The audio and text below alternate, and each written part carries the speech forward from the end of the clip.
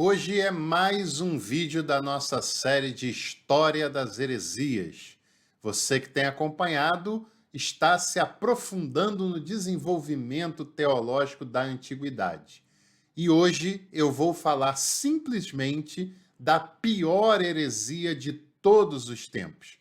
Quer saber qual é e conhecer melhor sobre ela? Fica comigo até o final, que o vídeo de hoje é sobre isso.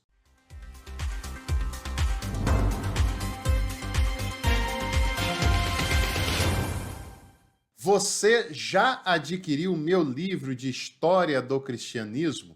Se ainda não fez isso, está perdendo tempo. O livro tem um preço bem acessível, uma linguagem bastante pedagógica e você vai acompanhar a história da igreja desde o nascimento de Jesus até os dias contemporâneos. Para adquirir, é só clicar no link aqui embaixo e eu tenho certeza que você vai gostar bastante. Bom, às vezes parece que é um pouco forçado isso, né? Dizer que é a pior heresia de todos os tempos, mas não é o caso. É de fato isso. Essa foi a heresia com a qual a igreja antiga mais teve dificuldade de lidar. Na prática, ela não conseguiu resolver totalmente esse problema. Foi um problema que perdurou por séculos depois da morte do seu próprio proponente. E nem mesmo um concílio geral, um concílio universal, conseguiu dar conta de todo o impacto que esse ensinamento tinha causado naquela época. Então, não é à toa que eu disse no início que ela, sem dúvida, foi a pior das heresias com a qual a teologia cristã teve de enfrentar. E eu estou falando do arianismo, o ensinamento trazido por um presbítero da igreja de Alexandria chamado Ário. Ário foi um cara muito importante da antiguidade. Ário tinha uma grande intelectualidade, uma grande capacidade de comunicação, e essa capacidade toda que ele possuía, tanto na oratória quanto intelectual, transformaram o seu ensinamento em algo popular, em algo difícil de ser combatido. Porque o combate precisava de uma explicação muito complexa que a maioria do povo não conseguiu entender muito bem do que se tratava. O Ário nasceu provavelmente no ano 256 na Líbia, região que ficava, e fica até hoje, né, ainda que os mapas tenham se modificado, na África do Norte, né, no norte da África, perto de Cartago, perto do Egito. Foi nessa região em que o Ário nasceu. Ele foi aluno de um homem chamado Luciano de Antioquia, que nada mais, nada menos era do que o fundador da escola catequética de Antioquia. E foi alguém muito importante como um dos ensinadores da antiguidade. E logo depois de ter passado por Luciano de Antioquia, o Ário foi admitido ao clero na cidade importantíssima de Alexandria, no Egito. Em suas pregações, nas pregações de Ário, já estavam presentes a ideia do subordinacionismo ensinado pelo Luciano de Antioquia. E eu já fiz até um vídeo falando sobre o subordinacionismo aqui no canal, nessa série mesmo, e vou deixar a tela final para você acompanhar na sequência. O Ário, ele não era uma pessoa desprezada pelas pessoas, muito pelo contrário. O Ário era respeitado como um santo pelas pessoas que lhe conheciam. Era uma pessoa com muitas práticas de espiritualidade, era um homem místico, era um homem asceta, era uma pessoa com uma vida devocional muito intensa e que causava a admiração das pessoas que lhe conhecia. E para aquela época, ainda mais do que já é hoje, isso causava toda uma fama de santidade em torno da pessoa, o que torna o caso de Ário um caso ainda mais difícil para se lidar. O pensamento de Ario ensinava algumas questões cristológicas que a igreja não podia admitir como sendo corretas. Ele afirmava que só existia um único Deus. Até aí não tem nenhum escândalo, né? Mas que esse Deus, ele é absoluto e ele é imutável, e que ele se manifesta, se apresenta e é constituído por apenas uma pessoa de uma única natureza, ou seja, não há Filho, não há Espírito Santo, não há um único Deus em três pessoas distintas, porque para Ario Deus é imutável, Deus é absoluto e ele é uma única pessoa, assim como é uma única essência. E ele dizia que Deus, para criar o mundo, criar todas as coisas, ele criou antes de tudo, lá na eternidade, um ser intermediário. Este ser intermediário, chamado de Logos, ou na compreensão cristã de Cristo, esse Logos, esse ser intermediário, era um instrumento da criação divina. Nada do que foi feito foi assim sem a sua participação, sem a sua intervenção. Era um ser superior, era um ser anterior a todo o processo de criação, mas não era um ser divino, não era Deus em essência. Era um ser que, mesmo que tenha sido na eternidade, foi criado pelo Pai em algum momento, sabe-se lá qual, né?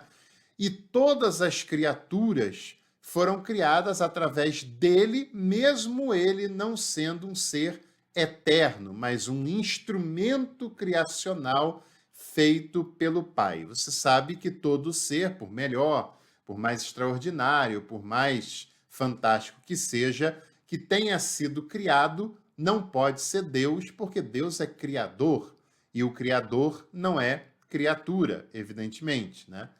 Jesus, no caso do arianismo, seria uma espécie de um receptáculo do Logos.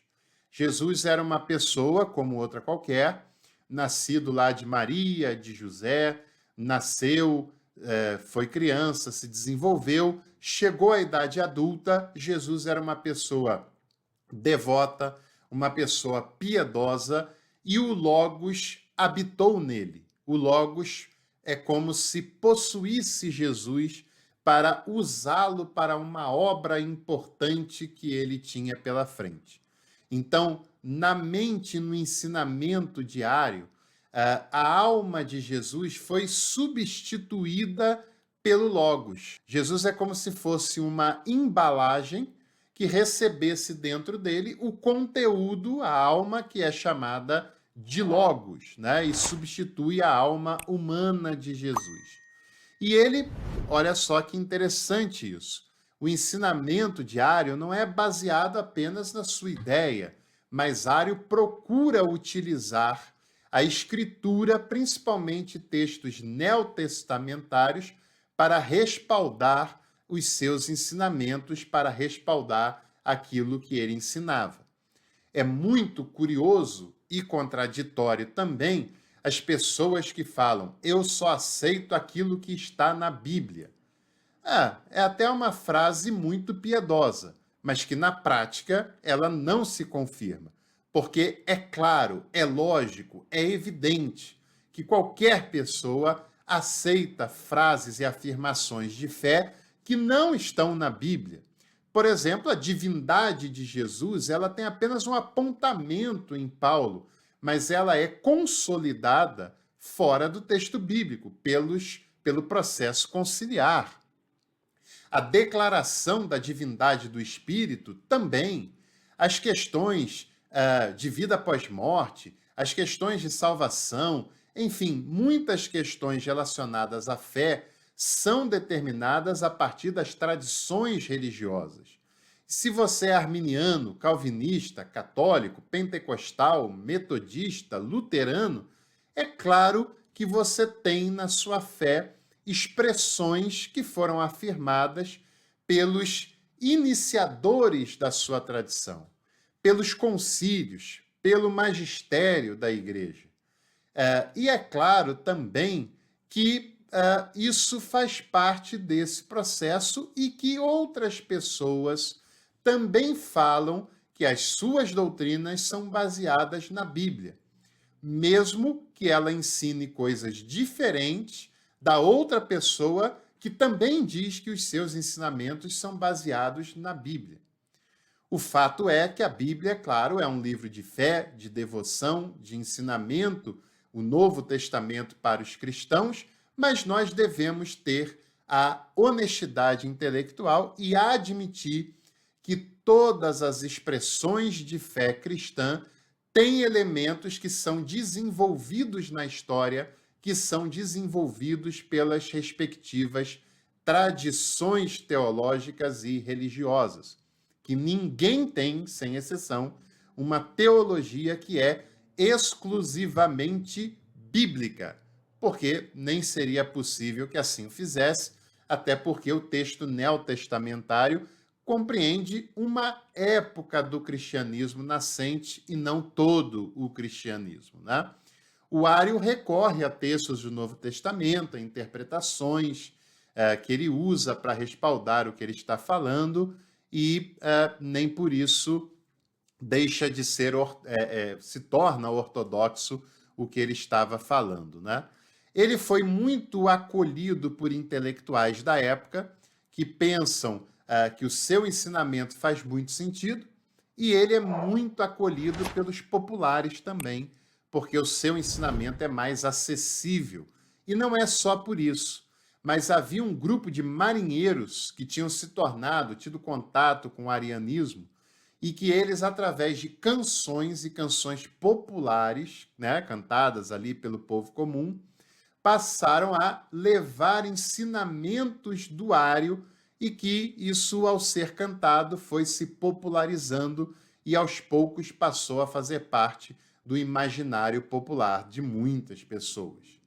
Com esse problema todo, o Ário começa a ter choque com o bispo de Alexandria, que é acusado por ele de ser uma espécie de um praticante do modalismo, que eu já falei aqui na série também sobre o que era o modalismo, né?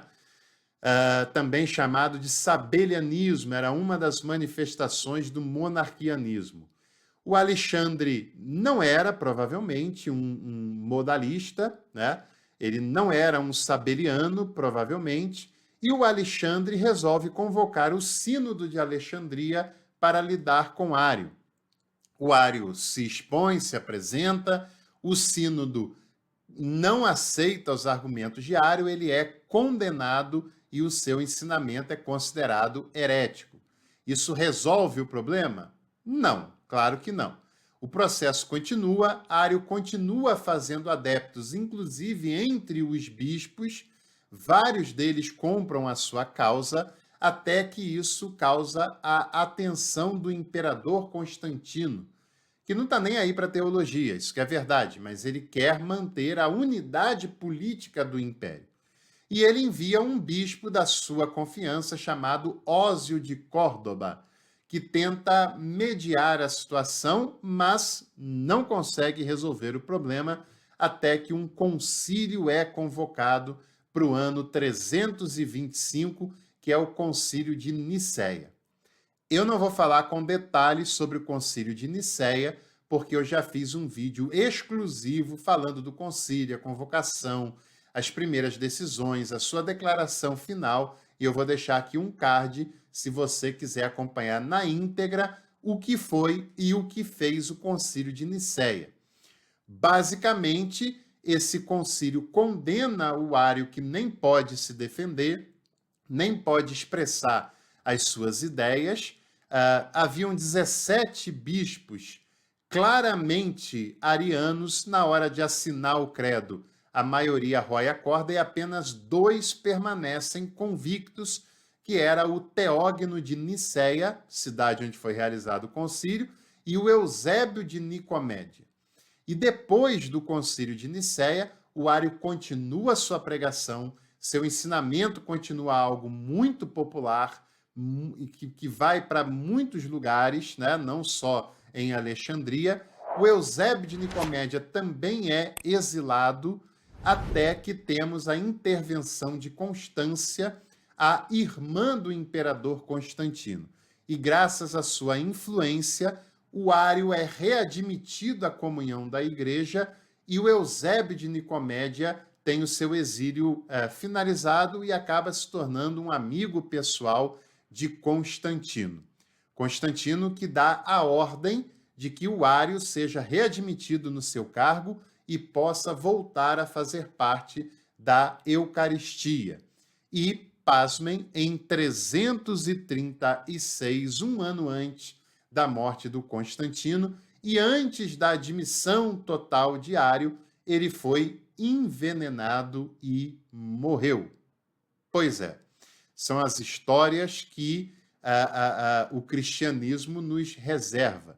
Mas mesmo depois da morte de Ário, em 336, o arianismo, o subordinacionismo, não foi totalmente superado. Alguns historiadores chegam a dizer que Constantino foi batizado no leito de morte como ariano pelo bispo Eusébio de Nicomédia, declaradamente ariano. E as ideias do arianismo perduraram até por volta do 7º século, 300 anos ou mais depois da morte do seu próprio proponente, o presbítero Ário de Alexandria. Dá para a gente ter uma noção de quão impactante foi esse pensamento e as heresias ensinadas por Ário, e que mesmo depois do credo niceno, o povo não se convence da noite para o dia, e um trabalho longo e detalhado teve de ser feito até a superação definitiva do arianismo. E você, gostou desse vídeo? Esse vídeo te instruiu de alguma maneira? Trouxe elementos que você não conhecia? Então, não se esqueça de deixar a sua curtida aqui embaixo, de se inscrever no canal e também considere o fato de se tornar membro e estudar teologia com a gente. Um abraço para você, para sua família. Em breve nos encontramos aqui para mais um Café com Teologia.